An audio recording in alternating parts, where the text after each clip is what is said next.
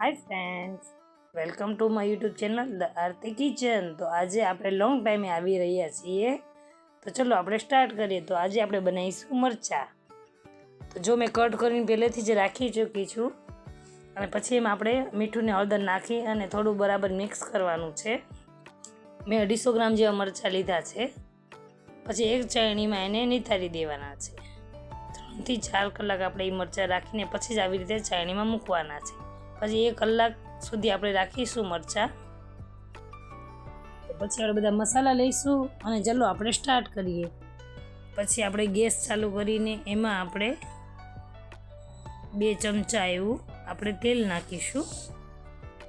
તેલને એકદમ ઉફાળું થવા દેવાનું છે, ફૂલ ગરમ થાય ત્યાં સુધી. જોઈ શકો છો તમે,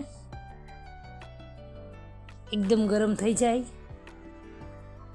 પછી એને આપણે સાઈડ ઉપર મૂકીશું. પછી આપણે એક કડાઈમાં મેથીના કુરિયા છે જે 1 ચમચી લીધા છે, અને રાઈના કુરિયા 1 ચમચી છે, જે ધાણા 1 ચમચી છે, અને કલોંજી છે જે આપણે ડુંગળીના બીજ કહેવાય છે, અને ઓનિયન સીડ્સ ઇંગ્લિશમાં કહેવાય છે, અને થોડી હિંગ અને થોડી ચપટી હળદર એવી નાખી છે, અને 1 ચમચી આપણે મીઠું નાખ્યું છે.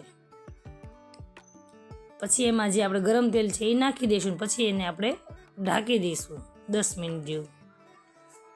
પછી ઢાંકીને આપણે જોઈ શકો છો તમે એક સરખો મસાલો કરીને પછી એમાં જે આપણે મરચાં કર્યા હતા એ બરાબર મિક્સ કરીશું. જોઈ શકો છો કેવો સરસ આપણે એવો કલર આવી ગયો છે. પછી એમાં આપણે અડધું લીંબુ એવું નીચોવાનું છે. પછી એમાં આપણે 1 ચમચી ખાંડ નાખીશું.